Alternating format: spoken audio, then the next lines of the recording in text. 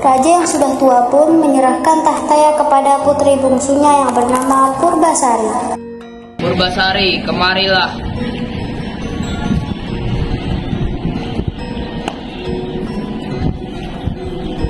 Ada apa, Ayahanda?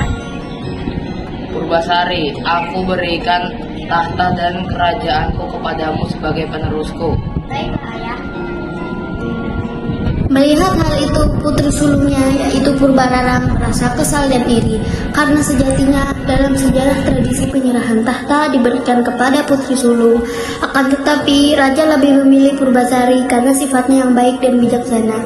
Lalu bersama tunangannya Raden Indrajaya, Purbararang pun merencanakan ide jahat untuk merebut tahta dari Purbasari.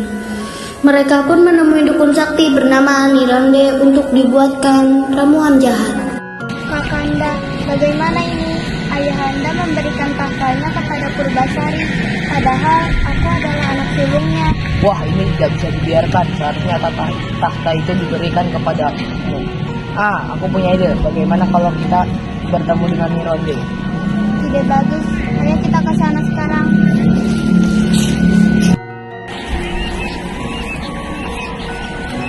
Tolong buatkan aku sebuah ramuan untuk Purbasari agar dia terkena penyakit aneh. Baiklah.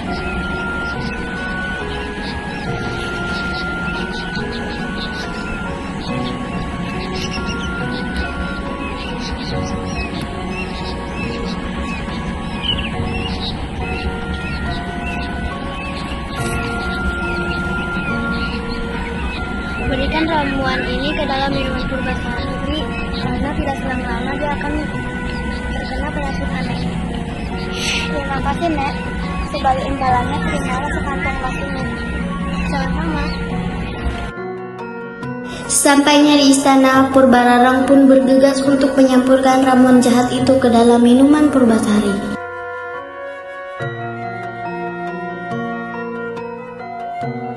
Purbararang pun menghampiri Purbasari yang ada di taman. Sini, Kak. Duduk.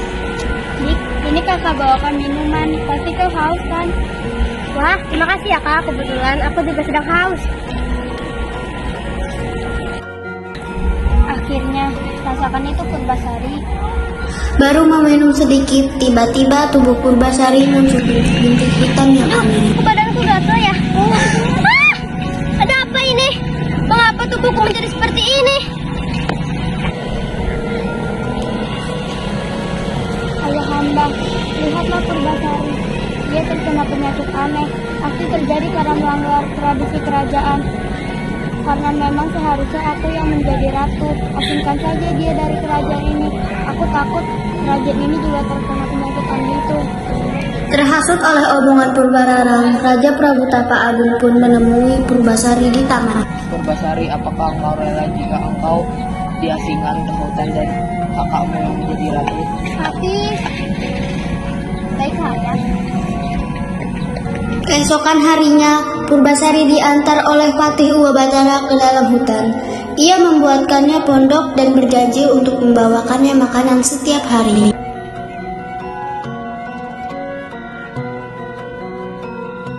Tuan Putri, saya berjanji akan memberikan pelayanan yang baik. Terima kasih, Patih Uwabatara. Setiap hari, Purbasari selalu bermain dengan hewan-hewan di hutan.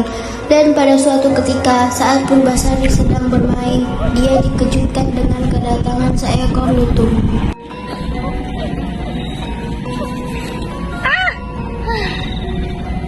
Mengagetkanku saja. Tenang saja, aku tidak akan mengganggumu. Sebenarnya aku ini Guru Mindop, putra sulung aku dari Hayangan. Tetapi aku dikutuk karena membuat kesalahan dan aku dibuang dalam wujud seperti ini dan kesasar di sini. Karena merasa senasib, akhirnya Purbasari pun memberinya nama Lutung Kasarung yang berarti lutung yang kesasar. Dan pada suatu hari, sang lutung berdoa kepada pencipta semesta agar penyakit Purbasari sembuh. Dan benar saja, tak lama setelah itu tanah di sekitar lutung tiba-tiba dipenuhi oleh air yang jernih dan sejuk.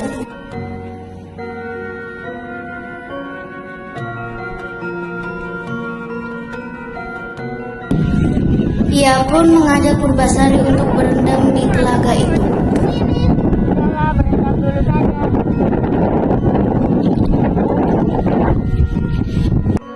Akhirnya Purbasari berendam di telaga itu dan seketika penyakit aneh yang ada di tubuhnya pun hilang perlahan. Tubuhku sudah hilang.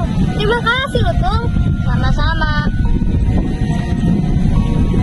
Ternyata Patih Batara sedang dalam perjalanan menuju Pondok Purbasari. Sesampai di Pondok Purbasari, ia pun terkejut dengan keadaan Wah, Purbasari. Putri, kau sudah sembuh dari penyakit itu. Mari kita kembali ke istana. Pasti Raja sangat rindu padamu. Baiklah, Patih. Tetapi aku ingin Lutung ikut bersamaku kembali ke kerajaan karena dialah yang sudah menyembuhkanku. Sampai di istana, Purbararang dikejutkan oleh kedatangan Purbasari yang sudah sembuh dari penyakit aneh itu. Kau mungkin sudah sembuh, adikku. Tetapi tidak semudah itu untuk masuk ke istanaku. Karena kau harus melewati 2 tes terlebih dahulu. Dan yang kalah harus pergi dari istana ini. Dan yang menang akan menjadi ratu. Pertama, rambut siapa yang paling panjang? Ketika Purbasari panik karena yang ia tahu bahwa rambut kakaknya lebih panjang. Lutung yang menyadari akan hal itu pun langsung memanggil para peri kecil untuk menyambung rambut Purbasari. Dan tiba-tiba rambut Purbasari lebih panjang daripada Purbararang.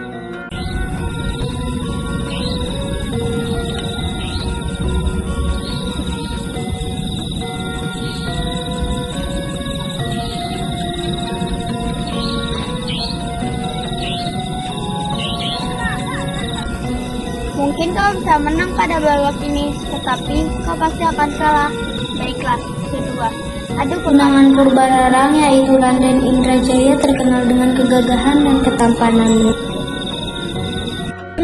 Mana pasanganmu, Purbasari? Ini pasanganku. Hahaha. Pasanganmu. Tiba-tiba Lutung Kasarung berubah menjadi manusia yang lebih tampan dan gagah dari Raden Indrajaya. Ternyata kutukan itu akan hilang jika ada orang yang tulus menyayangi. Ini artinya aku harus pergi dari istana ini. Tidak apa-apa, Kak. Kakak tetap tinggal di sini saja. Maafkan kakak ya, Dik. Akhirnya Purbararang dan Purbasari pun bermaafan dan tidak selang lama Purbasari pun dilamar oleh Guru Minda dan hidup bahagia memimpin kerajaan bersama.